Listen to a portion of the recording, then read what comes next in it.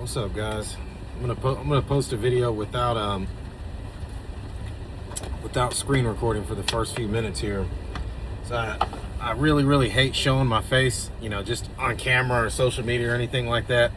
But I'm like, I don't really like the idea of posting videos of just screen recordings. But, some people like to hide their identity.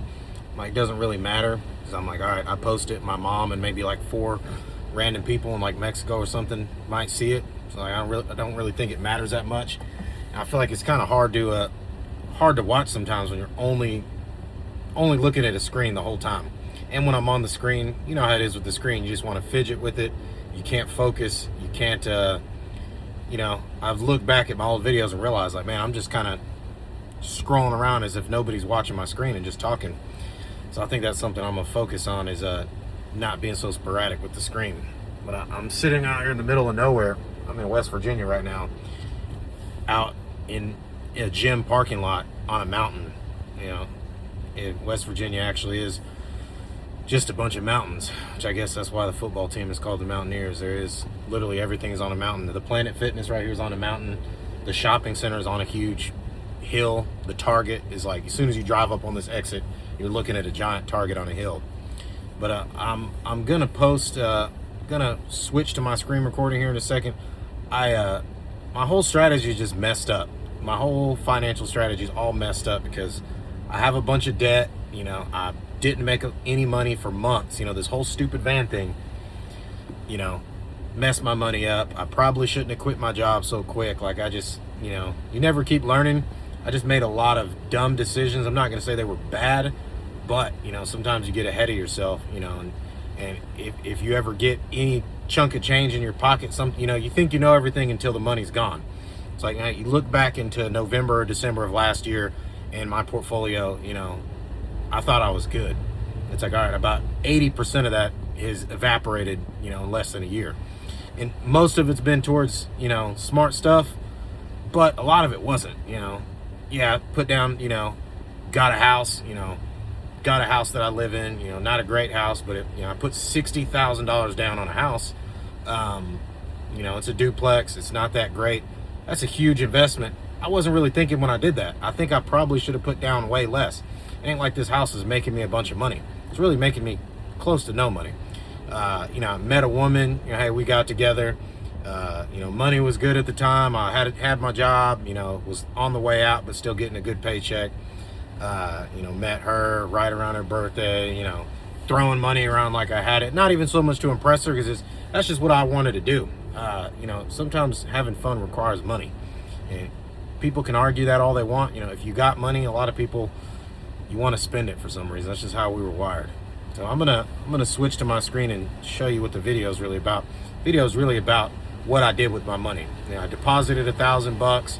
I got some dividends, close to $100 in dividends this week because of the high yield stuff. But I'm made a bunch of trades. I'm going to show you my transaction history.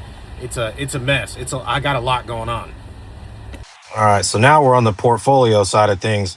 I have had a pretty good increase. It's looking pretty good. 1,000 of that was a deposit. So, really I would be at 19,000, but I'm like, no, I'm at 20,000. It's pretty good gains. I want to show you this 1 month here. I was down pretty bad whenever I got into that, when someone wrecked my van. I was down pretty bad. And things have kind of been on the up and up. The market's been doing good, but, end of the day, I guess sometimes I forget to give myself credit for actually making semi-relatively good decisions when it comes to, my portfolio. It might not look how all these YouTubers or how other people, or, Warren Buffett or Charlie Munger, all these characters, nobody's portfolio is the exact picture perfect of what you want to do with it. Like, I've used mine for all types of different reasons.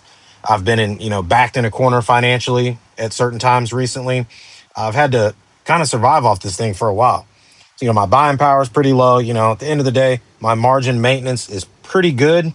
It's a little high, but I'm not on suicide watch when it comes to the margin buffer. Not that bad, 28%. It's going to only keep getting better as time goes on because of the portfolio gains. But really the main thing is, I'm going to go to the equity here. It's all fine and dandy. Not all these holdings are permanent. Hey, Costco, I'm not going to hold that much Costco. I'm going to sell it when I get a gain for it. CHPY, I'm going to hold on to. MCK, that's just a quick, I do own a couple of peanuts on there, but I'm going to end up trading the majority of it for gains. Same with ADV. That point zero 0.01 is what I really own. The 40 shares I'm going to be moving off of. And when you move past ADV right there, then you go to SPMO. These are my true holdings. These next, 10 to 15 positions. SPMO, SATA.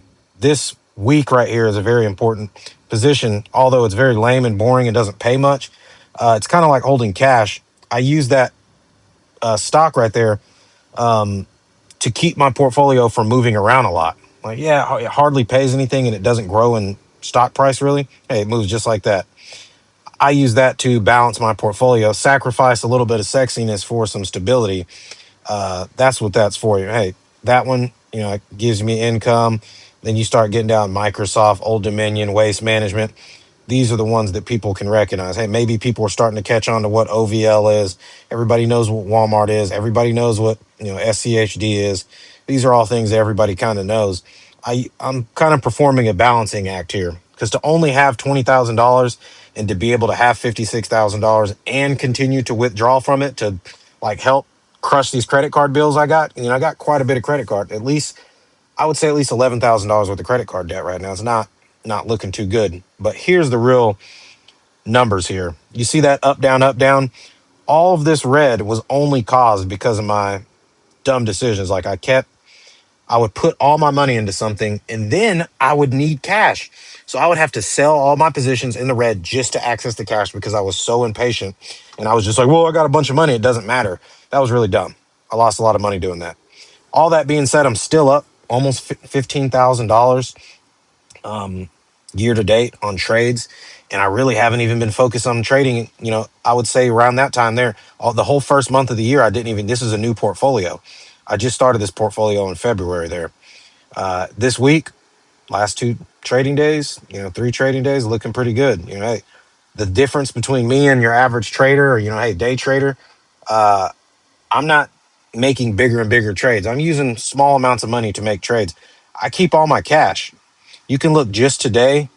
Hey, CEG 120, T-Mobile 50, CBRS 74, ONDS 123, McDonald's, Google, Rollins, Walmart. The majority of these stocks are stocks that I'm going to hold anyways.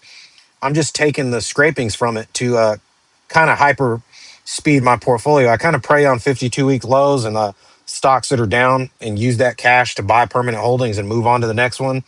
You know, is that the best strategy in the world? I don't know. I'm going to have to pay a lot of taxes. Don't care. I got a job. I could do that. But you look here, the success has been varied, throughout my portfolios. But, all being said, hey, I had a crazy month. The very first month, I have a $17,000 month there, but it was because my account, I had over $100,000 in my account and I had $100,000+ of margin. So that number right there shows you the power of the trading. I probably should have kept all my cash and continued to trade versus being, I cared too much about getting another property. So I went and jumped and bought another house. So that was kind of a silly mistake, that I probably won't make again. I'm gonna be hoarding, this account. I'm trying to get it to a really large number. Never gonna withdraw money that I don't have. And I think the last thing on here that I want to show you is the history of the buys. Now, just on this, I'm gonna go to orders. I've had an insanely active day, and when I mean it's annoying, it's a lot more work than what it looks like because I'm trying to do other stuff at the same time. This is all extremely annoying to manage because you have to start right out of the gates. Bam, right. You see my sales and buys here. And then when you see these small buys, I'm immediately using my profit to buy stock with it. So between my deposits, I'm kind of slowing down on my deposits and gradually going to put more. I'm going to gradually increase my deposits over time so I can catch up on this debt and use my portfolio to help me manage that debt as well. So you're just going to see, hey, oh man, made a, I'm changing limit orders as we go. Buy that, bam, immediately sell for a few peanuts, immediately buy McDonald's, bam, use all my profits for, I split it into three. I just, hey, whatever the profit is, I split it into three and I make three buys. And all all those buys usually contain this week, ticker symbol week there, because as bad as I want to buy a growth stock with that money, I have to buy the week no matter what. Because if I buy the week, it keeps me from, pulling my hair out. I don't ever have to worry about margin calls because of that holding. And as time goes on, I'm probably never going to let go of the week until, I get to a substantial number. But it's really, there's no benefit to not holding it because the margin call is your worst nightmare. I just watched a video from the guy Dividend Domain. He just posted a video talking about all the things that can destroy a margin account. And he makes pretty good points. And, granted, some of the points he's making are for people that don't have any experience with margin. I'm going to tell you right now, I am not the best investor in the world, but I know exactly how margin works, and I know exactly what to do to not, screw myself in the long run. I've never had a margin call, and I probably never will, barring like the end of the world. So the last thing I'll show you here is my recurring buys. I have at 5 active right now. I just started doing this because I'm so sick of having to make choices on stocks. I would rather actually truly dollar cost average into these, whatever I choose. Hey, I need the Chippy and the OVL and the SETA for the income. But in the meantime, I slowly can increase. Like today, I added 50 cents to OVL and 50 cents to Waste Management because, hey, I made, I'm going to get paid tonight. I'm going to deposit, $30 or so. And as time goes on, I can just keep depositing more and more and more because the more dividends I get, I am using my dividends to pay parts of my bills. Like I did withdraw the $90 or so that I made in dividends and immediately put it into some high interest debt. So I'm gonna wrap the video up there. I think you guys get the gist of what I'm doing. I don't have time or the willpower. I don't even know how to edit videos in general. So I'm just gonna have to post whatever I can post. In the long run, if I do continue to post the YouTube stuff, I'll get to it when I get to it. But for now, I've got to focus on work and stuff. But at the end of the day, it doesn't matter. I don't care about the size of the YouTube channel. I care about, hey, the 5 people that I do know that watch all the time. I'm posting videos for my friends and family that I do know are going to watch. And it essentially just a chronicle of, my own thoughts and what I'm doing on a day to day. Because I haven't really taken any pictures or posted on social media or recorded videos of my experiences in life. I really don't have any documentation of my life in general. I feel like this is going to, do a lot when it comes to that. If I had kids or something, I wouldn't even be able to show my kids any pictures or videos, anything I've done or anything I've ever, anything about me in general. They're just going to have to hear it from the horse. They're not ever going to be able to hear what 30-year-old Mike had to say. Because, at the end of the day, if my dad had done this thing, let's just say my dad could do a YouTube when my dad was young. What if my dad could record a YouTube video 35 years ago of all the things that he went through? And, he had 500 videos. Hey, I probably would sit and watch all those stupid videos in my free time when I'm driving or when I'm, just sitting at the house. I think it would be something interesting to hear because, my dad, a man of very few words when it comes to, deep conversation. My dad is just a super simple guy. And I can't imagine, what he went through in the past because, things were different in the 60s, 70s, and 80s. I can imagine that he's has so many things that happened to him in his life that he's probably forgotten by now. So I'm gonna hang the video up there, but those are some of the reasons why I want to post videos. And I'll see you guys.